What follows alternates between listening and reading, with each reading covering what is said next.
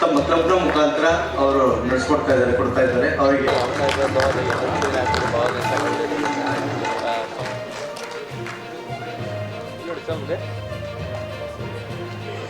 ನಮ್ಮ ಸಂಸ್ಥೆ ಹಾಗೂ ಈ ಪ್ರಾಂತೀಯ ಸಮ್ಮೇಳನದ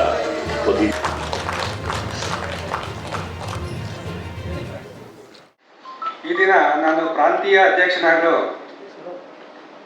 ನನಗೆ ಆಯ್ಕೆ ಮಾಡಿದಂತಹ ಮಾನ್ಯ ಗವರ್ನರ್ ಶ್ರೀ ಲಯನ್ ರಾಜಶೇಖರ್ ಅವರನ್ನು ನಾನು ತುಂಬ ಅಭಿನಂದಿಸ್ತೇನೆ, ಆರಾಧಿಸ್ತೇನೆ. ಹಿಂದೆ ಕೂಡ ನಾನು ನಮ್ಮ ಲಯನ್ ಕೃಷ್ಣೇಗೌಡರು ನನ್ನನ್ನು ಅಧ್ಯಕ್ಷನಾಗಿ ಮಾಡಿದರು 1 ವರ್ಷಗಳ ಕಾಲ. ನಂತರ ಕಳೆದ ಸಾಲಿನಲ್ಲಿ ನಾನು ಝೋನ್ ಚೇರ್ಮನ್ ಕೂಡ ಆಗಿದ್ದೆ. ಈ ಸಾಲಿನಲ್ಲಿ ರೀಜನ್ ಚೇರ್ಮನ್ ಆಗಿದ್ದೀನಿ. ಬಹುಶಃ ಮುಂದಿನ ಸಾಲಿಗೆ ಬದುಕಲು ಬಿಡಿ ಅಂತ ಇವತ್ತೊಂದು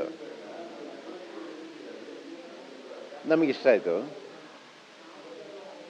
ಆ ಬದುಕಲು ಬಿಡಿಗೆ ನಿಮಗೆ ನಿಮ್ಮ ತಿಳುವಳಿಕೆ ಮಟ್ಟಕ್ಕೆ ಅದು ಎಕ್ಸ್ಪ್ಯಾಂಡ್ ಆಗ್ತಾ ಹೋಗುತ್ತೆ. ಈಗ ಅದು ಮನುಷ್ಯ ಮಧ್ಯೆ ಇರೋ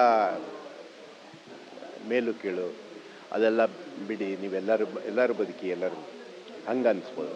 ಬಟ್ ನೀವು ಅದಕ್ಕಿಂತ ಸ್ವಲ್ಪ ಜಾಸ್ತಿ ಯೋಚನೆ ಮಾಡಿದರೆ ಬೇರೆ ಜೀವಿಗಳಿಗೂ ಒಂದು ಅವಕಾಶ ಕೊಡಿ ಅಂತ ಹೇಳ್ಬೋದು. ಅದಕ್ಕಿಂತ ಜಾಸ್ತಿ ಯೋಚನೆ ಮಾಡಿದರೆ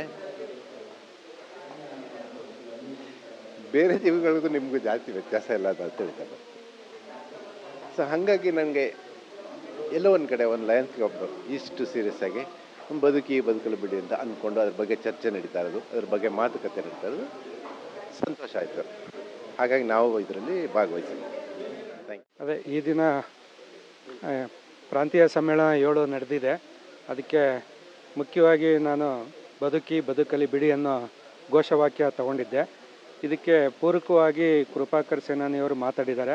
ಆದರೆ ಏನು ಈ ಸಂದರ್ಭದಲ್ಲಿ ಬರೀ ಮನುಷ್ಯರಷ್ಟೇ ಅಲ್ಲ, ಪ್ರಾಣಿ ಪಕ್ಷಿಗಳಿಗೂ ಕೂಡ ಜೀವ ಇದೆ, ಅವಕ್ಕೂ ಕೂಡ ನಾವು ಜಾಸ್ತಿ ಬೆಲೆ ಕೊಡಬೇಕು, ಅವ್ರ ಜೊತೆ ಸಹ ಬಾಳ್ವೆ ಮಾಡಬೇಕು ಅನ್ನೋದೇ ಈ ದಿನದ ವೇದವಾಕ್ಯ ಆಗಿತ್ತು, ಘೋಷವಾಕ್ಯ ಕೂಡ. ಆದ್ದರಿಂದ ಅದ್ರ ಬಗ್ಗೆ ನಾವು ಕಾರ್ಯಕ್ರಮ ಹಮ್ಮಿಕೊಂಡು, ನಾನು ಒಬ್ಬ ನಿವೃತ್ತ ಅರಣ್ಯಾಧಿಕಾರಿಯಾಗಿ ಇದೊಂದು ಸಮಾಜ ಸಾಂತು ಘೋಷವಾಕ್ಯ ಅದನ್ನೇ ಪರಿಗಣಿಸಿ ಈ ದಿನ ಕಾರ್ಯಕ್ರಮ ಮಾಡಿದ್ದೀವಿ. ಜೊತೆಗೆ ಸೇವಾ ಕಾರ್ಯಕ್ರಮಗಳು ಕೂಡ ಹಮ್ಮಿಕೊಂಡಿದ್ವಿ. ಸಾಕಷ್ಟು ಹೊಲಿಗೆ ಯಂತ್ರಗಳು, ಧನ ಸಹಾಯ ಇದೆಲ್ಲ ಇವತ್ತು ಮಾಡಿದ್ದೀವಿ. ಎಲ್ರಿಗೂ ನಮಸ್ಕಾರ. ಈ ದಿನ ಜಿಲ್ಲೆ 317 ಜಿನ ಪ್ರಾಂತೀಯ ಸಮ್ಮೇಳನ ಲಯನ್ ಕಾಂತರಾಜು, ನಿವೃತ್ತ ಕನ್ಸರ್ವೇಟರ್ ಆಫ್ ಫಾರೆಸ್ಟ್, ಇವರು ಈ ಒಂದು ಸಮ್ಮೇಳನ ಅಧ್ಯಕ್ಷರಾಗಿದ್ದಾರೆ. ಈ ಒಂದು ಸಮ್ಮೇಳನ ಅತ್ಯಂತ ಯಶಸ್ವಿಯಾಗಿ ಇಲ್ಲಿ ನಡೀತಾ ಇದೆ.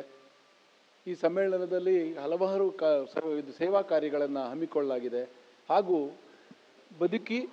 ಬದುಕಲು ಬಿಡಿ ಅಂದರೆ ನೀವು ಸಹ ಬದುಕಿ, ಜೊತೆಗೆ ಬೇರೆಯವರು ಪ್ರಾಣಿಗಳಾಗ್ಬೋದು, ಸಹಚರರನ್ನು ನೀವು ಬದುಕಿಸಿ ಅಂಥೇಳಿ ಈ ಒಂದು ಥೀಮ್ ಇದು, ಈ ಒಂದು ಪ್ರಾದೇಶಿಕ ಸಮ್ಮೇಳನದ್ದು. ಈ ಒಂದು ಸಮ್ಮೇಳನದಲ್ಲಿ ಥೀಮ್ ಸ್ವೀಕರಾಗಿ ಡಾಕ್ಟರ್ ಕೃಪಾಕರ ಸೇನಾನಿ ಇವರು ಇಂದು ಭಾಳ ಅಚ್ಚುಕಟ್ಟಾಗಿ ಮಾತಾಡಿದ್ದಾರೆ. ಹಾಗೆ ಅತ್ಯಂತ ಯಶಸ್ವಿಯಾಗಿ ಈ ಜಿಲ್ಲೆಯ ಒಂದು ಸಮ್ಮೇಳನ, ಇದು 2ನೇ ಸಮ್ಮೇಳನ, ಭಾಳ ಯಶಸ್ವಿಯಾಗಿ ನಡೀತಾ ಇದೆ. ಸಾಕಷ್ಟು ಲಯನ್ ಸದಸ್ಯರು ಈ ಸಮ್ಮೇಳನಕ್ಕೆ ಆಗಮಿಸಿದ್ದಾರೆ. ಹಾಗೂ ಅತಿಥಿಗಳು ಸಹ ಒಂದು ಭಾಗವಹಿಸಿ ಈ ಒಂದು ಕಾರ್ಯಕ್ರಮವನ್ನು ಯಶಸ್ವಿಗೊಳಿಸಿದ್ದಾರೆ. ಅವರೆಲ್ಲರಿಗೂ ಸಹ ನಾನು ಜಿಲ್ಲೆಯ ಪರವಾಗಿ ವಂದನೆಗಳನ್ನು ಅರ್ಪಿಸ್ತೇನೆ.